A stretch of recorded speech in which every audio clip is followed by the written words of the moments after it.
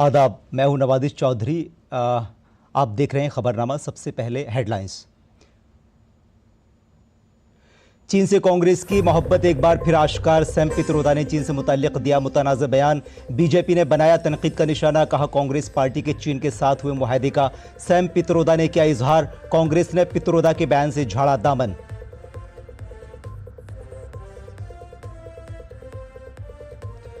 महाकुंभ में बढ़ती भीड़ के पेश नजर वजारत रेल का बड़ा फैसला। नई दिल्ली रेलवे स्टेशन पर शाम 4 से रात 11 बजे तक प्लेटफॉर्म टिकटों की खरीद बंद। भीड़ को काबू में करने के लिए 60 स्टेशनों पर बनेगा परमानेंट होल्डिंग एरिया।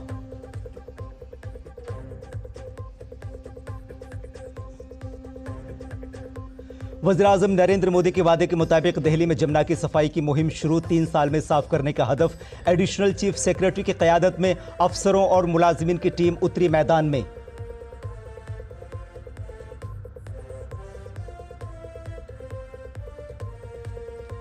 इक़्तिसादी महाज पर भारत के लिए अच्छी खबर। अप्रैल से जनवरी के दौरान मुल्क की बरामदात में 7.21% का इजाफा। इलेक्ट्रॉनिक्स और फार्मा की बरामदात में 79 और 21% का इजाफा।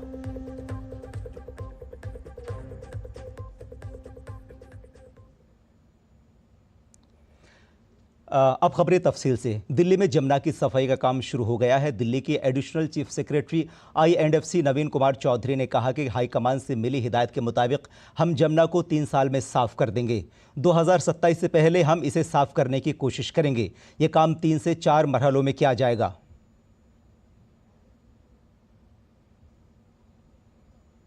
यमुना की सफाई के लिए हाईएस्ट लेवल पे कमिटमेंट्स किए गए हैं। LG साहब खुद मीडिया में इस पर बात कर चुके हैं। यमुना की सफाई 3 साल में पूरी की जाएगी। दिसंबर 2027 हमारा आउटर डेडलाइन होगा और हमें कॉन्फिडेंस है, एडमिनिस्ट्रेशन को कॉन्फिडेंस है कि हम इसको दिसंबर 2027 से पहले पूरा कर लेंगे। हमें 3-4 काम करने होंगे इसके लिए। एक तो जो आप अभी देख रहे हैं 7 बड़ी मशीनें लगी हुई हैं। जो यमुना में जितना भी सॉलिड वेस्ट है, कचरा हो गया, लकड़ी के सामान हो गए, पूजा सामग्रियाँ हो गई, वीड्स निकल आए हैं, जंगल निकल आए हैं, जलकुंभियाँ हैं, उनको निकाल रही हैं, बाहर कर रही हैं। इंडियन ओवरसीज कांग्रेस के सदर और राहुल गांधी के करीबी साथी सैम पित्रोदा अपने बयान पर एक बार फिर मुश्किल में घिर गए हैं। इस बार सैम पित्रोदा के चीन से मोहब्बत के बयान ने कांग्रेस को मुश्किलात में इजाफा कर दिया है।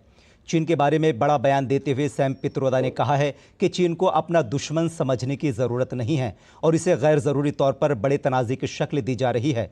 पित्रोदा यहाँ तक कहते हैं कि चीन से कोई बड़ा ख़तरा लाहक नहीं है। इस मामले को अक्सर बढ़ा चढ़ाकर पेश किया जाता है।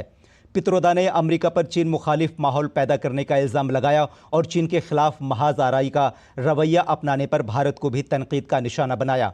सैम पित्रोदा ने कहा कि हमारी सोच शुरू से ही टकराव की रही है और ये रवैया हमें दुश्मन बनाता है। हमें इस अंदाज को बदलने की ज़रूरत है। भारत और चीन के ताल्लुकात पर पित्रोदा ने कहा कि हिंदुस्तान को अपनी जहनीत को तब्दील करने और इस तसव्वुर को तर्क करने की ज़रूरत है कि चीन दुश्मन है।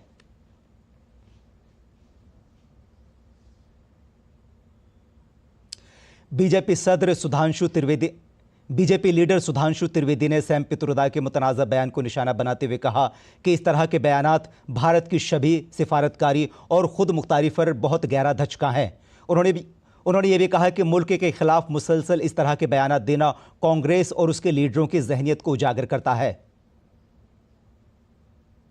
इस प्रकार की बात सैम पित्रोदा जी ने कही है, वो भारत की अस्मिता, भारत की कूटनीति और भारत की संप्रभुता पर बहुत गहरा आघात है। उन्होंने इस प्रकार की बात कही कि चीन के साथ तो किसी प्रकार का विवाद ही नहीं है, जैसे भारत ही अग्रेसर की भूमिका में, यानी आक्रामक मुद्रा लिए हुए। और ये कोई उनका अलग बयान नहीं है। ये ओवरसीज कांग्रेस के चीफ है, यानी समुद्र पारी कांग्रेस के प्रमुख हैं। अब समुद्र पार से तो सोरस के सुर भी कांग्रेस के साथ मिलते हुए नजर आते हैं, परंतु यहां पर एक बहुत गंभीर बात है कि जो कुछ सैम पित्रोदा ने कहा है, यह कोई आइसोलेटेड इवेंट नहीं है। बीजेपी लीडर ने कांग्रेस लीडर राहुल गांधी के गैर मुल्कियों के साथ ताल्लुकात और इंतखाबात में गैर मुल्की फंडिंग पर भी सवाल उठाए। उन्होंने इल्ज़ाम लगाया और पूछा कि वो कौन सी ताकतें हैं जो भारत में इंतखाबात को मुतासिर करती हैं। आज हम साफ साफ पूछना चाहते हैं कि भारत के इलेक्शन प्रोसेस, जबकि फैक्ट ऑफ द मैटर यह है कि 2020 में आप याद करिए जब अमेरिका में चुनावी प्रक्रिया को लेकर अनेक प्रकार के प्रश्न उठे थे तो भारत की चुनावी प्रक्रिया की तारीफ की गई थी कि जो इलेक्शन वोटर सिस्टम हमारे यहां है, वोटर आईडी कार्ड वाला, वो उनके यहां होना चाहिए। परंतु ये कौन सी शक्तियां हैं जो भारत में इस प्रकार चुनावी प्रक्रिया को प्रभावित करने, परिवर्तित करने या उसके अंदर कोई समस्या उत्पन्न करने के हेतु से आर्थिक अनुदान पाती हुई दिखाई पड़ रही थी। यह बहुत गहरा संदेह हमारे मन में उत्पन्न होता है। सैम पित्रोदा के चीन से मोहब्बत से मुताल्लिक बयान पर तनाज़ा शुरू हो गया है। बीजेपी के कौमी तर्जुमान प्रदीप भंडारी ने सैम पित्रोदा के बयान की मजम्मत करते हुए कहा कि राहुल गांधी ऐसे एजेंट हैं जो भारत के मफाद में नहीं बल्कि चीन के मफाद में बात करते हैं। उन्होंने सवाल किया कि राहुल गांधी के राइट हैंड सैम पित्रोदा हमेशा चीन की सताइश क्यों करते हैं। राहुल गांधी एक ऐसे एजेंट हैं जो हिंदुस्तान के इंटरेस्ट के बारे में कम बात करते हैं, चीन या जॉर्ज सोरोस के इंटरेस्ट के बारे में ज्यादा बात करते हैं। कांग्रेस पार्टी की हमदर्दी भारत से कम चीन से ज्यादा दर्शाती है। सवाल देश की जनता के सामने राहुल गांधी को यह देने की जरूरत है कि उनके राइट हैंड सैम पित्रोदा हमेशा चीन की तरफदारी क्यों करते हैं। राहुल चीन को इतना बैक क्यों करते हैं। क्या कांग्रेस पार्टी सिर्फ और सिर्फ चीन के एजेंट और जॉर्ज सोरोस का रिमोट कंट्रोल बनकर रह गई है। और इसीलिए देश की जनता के सामने the Indian national Congress today has become the Indian anti national Congress. Indian overseas Congress के सदर सैम पित्रोदा के चीन से मुताल्लिक मुतनाज़ा बयान से कांग्रेस ने दूरी अख्तियार कर रही है। कांग्रेस लीडर जयराम रमेश ने कहा कि वो सैम पित्रोदा के रिपोर्ट शुदा ख्यालात यकीनन इंडियन नेशनल कांग्रेस के ख्यालात नहीं हैं। जयराम रमेश ने एक बयान जारी करते हुए कहा कि चीन हमारी खारजा पॉलिसी, बैरून सलामती और इक़्तिसादी शोबे के लिए सबसे बड़ा चैलेंज है।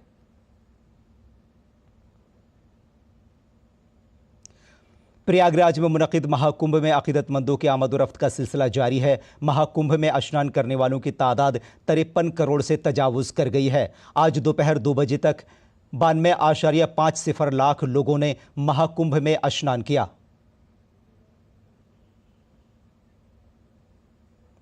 उत्तर प्रदेश के वज़ीर आला योगी आदित्यनाथ ने नौजवान कारोबारियों से बातचीत की। वज़ीर आला ने कहा कि महाकुंभ दुनिया का सबसे बड़ा सकाफती प्रोग्राम बन गया है। इस तक़रीब के ज़रिए हम भारत को दुनिया के सामने पेश करके दुनिया को अपनी ताकत का एहसास दिला रहे हैं। महाकुंभ के इस आयोजन में जो अब तक दुनिया का सबसे बड़ा आध्यात्मिक और सांस्कृतिक आयोजन बन चुका है। अब तक 53 करोड़ श्रद्धालु जन मां गंगा, मां यमुना और मां सरस्वती की त्रिवेणी में आस्था की पावन डुबकी लगा चुके हैं। आयोजन के माध्यम से हम लोग भारत की आस्था को दुनिया के सामने भी दिखा करके अपनी ताकत का एहसास भी करा रहे हैं। पिछले 10 वर्ष के अंदर देश के अंदर जो एक माहौल खड़ा हुआ, पहली बार देश की आस्था को सम्मान प्रधानमंत्री मोदी जी की लीडरशिप में प्राप्त हुआ। नई दिल्ली रेलवे स्टेशन पर भगदड़ के बाद रेलवे की वजारत ने भीड़ को कंट्रोल करने के लिए कई सख्त इक़दाम किए हैं। मुल्क भर के 60 मसरूफ़ तरीन स्टेशनों पर मुस्तकिल होल्डिंग एरिया बनाने का फैसला किया गया है। ये फैसला स्टेशनों पर बढ़ती हुई भीड़ को कंट्रोल करने के लिए किया गया है। दिल्ली के तमाम स्टेशनों पर रेलवे मुहिम चलाएगी। इसके साथ ही मुसाफिरों, कुलियों और दुकानदारों से रेलवे के हवाले से तजावीज़ तलब की जाएंगी। ज़मीनी सूरत हाल जानने के लिए सबसे राय ली जाएगी। रेलवे के लिए मुसाफिरों की सहूलत अव्वलीन तरजीह है।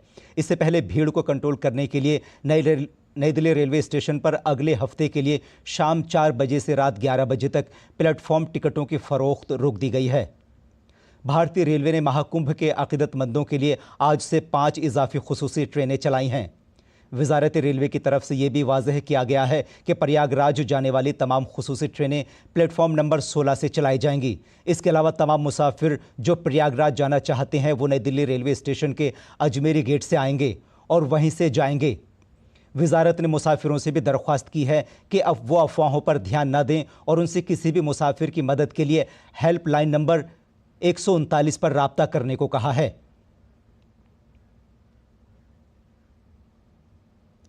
मरकजी वजीर तालीम धर्मेंद्र प्रधान ने तमिलनाडु में कौमी तालीमी पॉलिसी के तहत 3 ज़ुबानों की पॉलिसी पर कहा कि तलबा में मुसाबकती रुझान पैदा करने के लिए हमें एक मुश्तरका प्लेटफॉर्म पर आने की ज़रूरत है।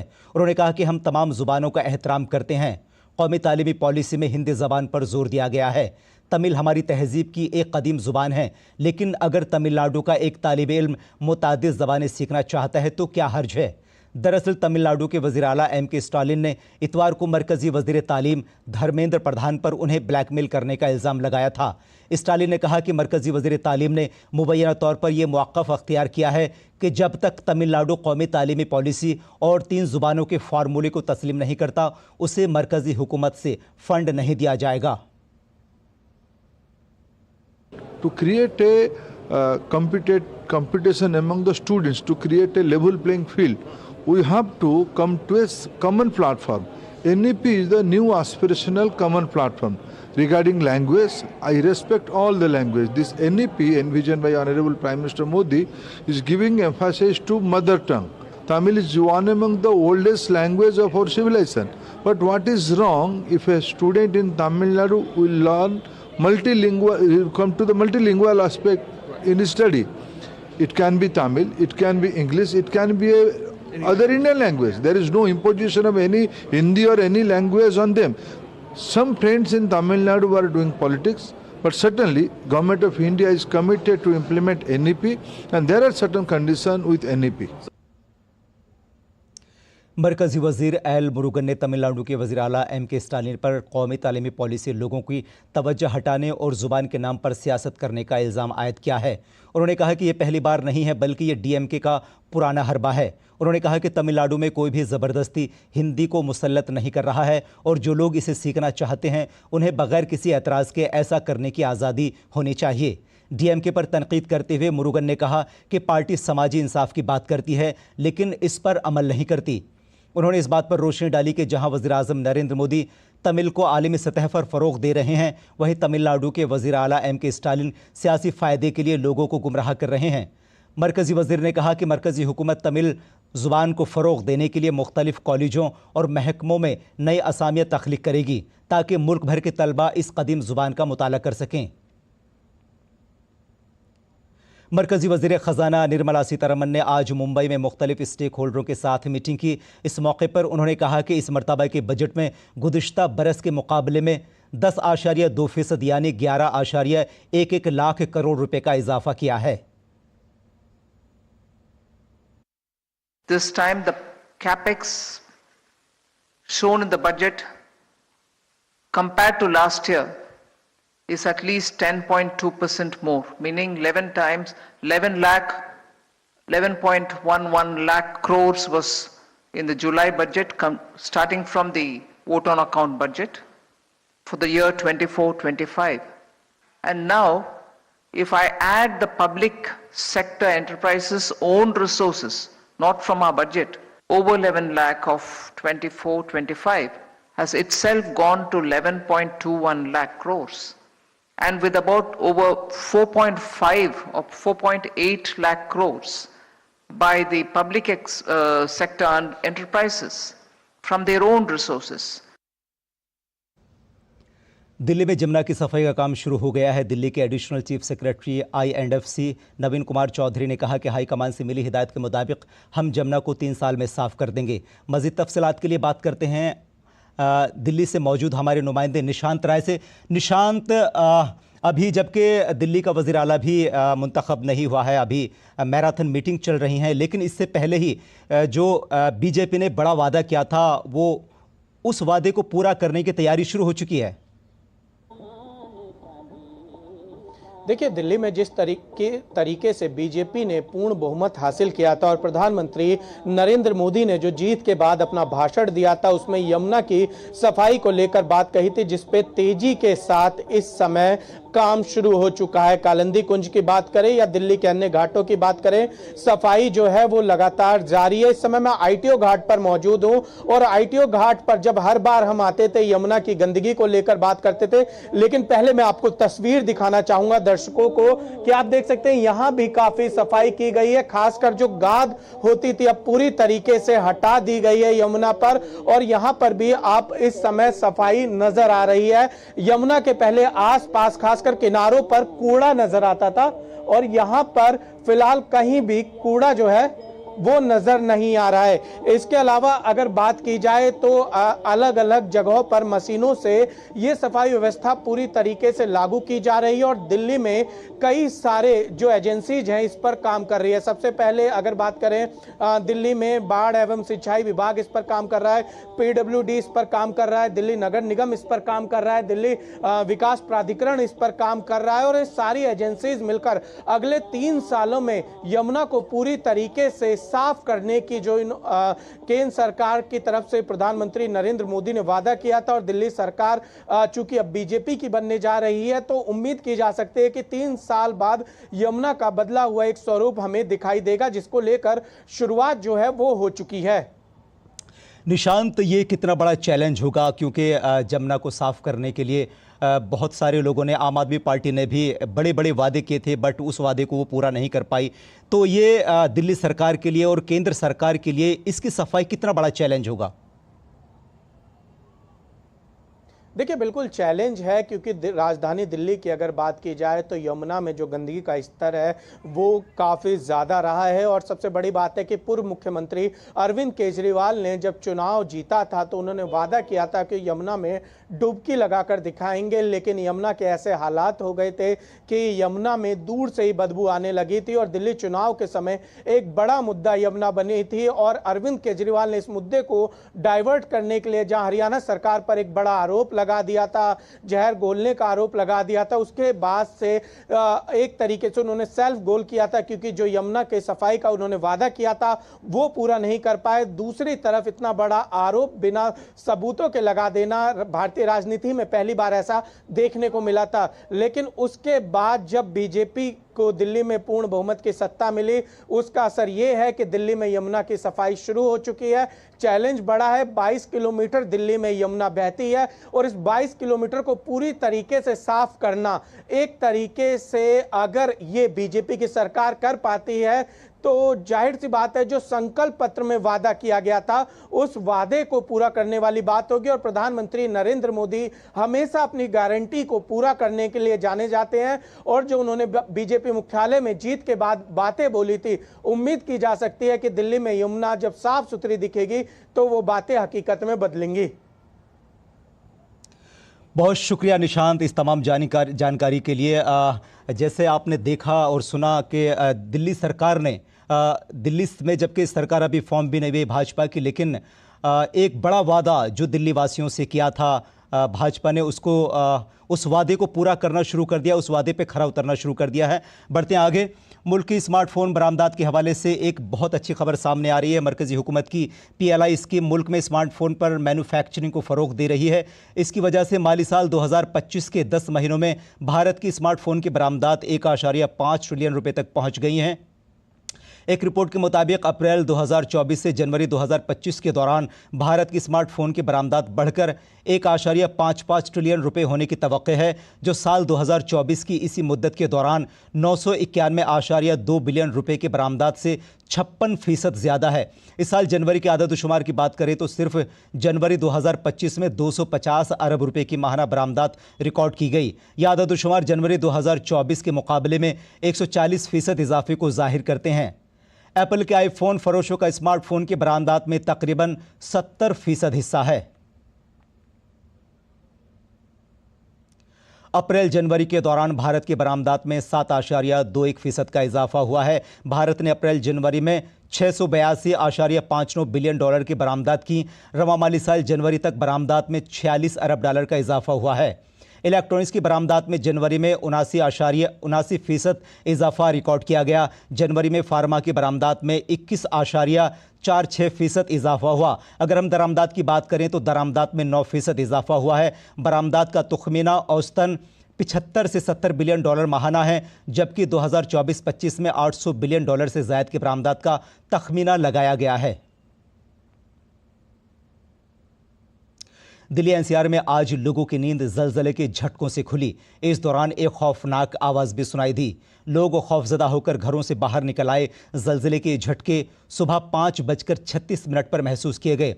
नेशनल सेंटर फॉर सिस्मोलॉजी के मुताबिक दिल्ली और आसपास के इलाकों में 4.0 शिद्दत का जलजला रिकॉर्ड किया गया। जलजले का मरकज़ दिल्ली में ज़मीन से 5 किलोमीटर की गहराई में था। अभी तक जलजले में किसी जानी नुकसान की कोई खबर नहीं है। दिल्ली, नोएडा, गाज़ियाबाद और गुरुग्राम समेत मुख्तलिफ इलाकों में जलजले के झटके महसूस किए गए।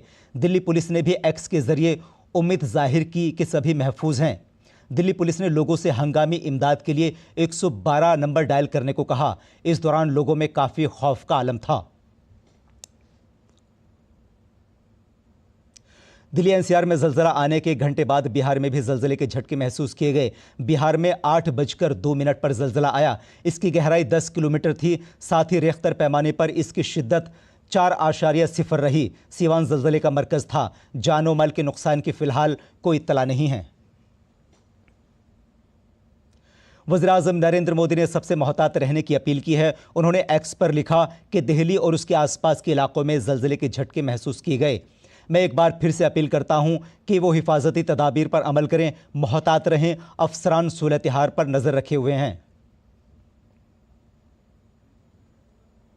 आसाम राइफल्स और north east organisation social welfare की तरफ से दारुल हुकूमत दिल्ली में यूनिटी उत्सव का इनेकाद किया जा रहा है।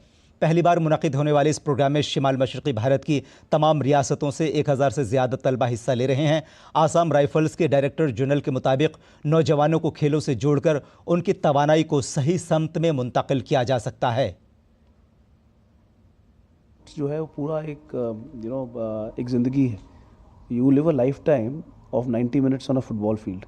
You experience all emotions and अगर आप स्पोर्ट्स को एम्ब्रेस करते हैं तो आप ज़िंदगी को एम्ब्रेस करते हैं, और उसी के साथ साथ आप अपने देश को और जिस तरह आपकी सोसाइटी है, आपका देश है, उन सबको एम्ब्रेस करते हैं। तो यू बेसिकली आपका नज़रिया बदल जाता है पूरा ज़िंदगी को देखने का। So definitely yes, and youth is the strength of the nation, and what better way rather than to engage them with some creativity, sports और whatever creativity they want to do.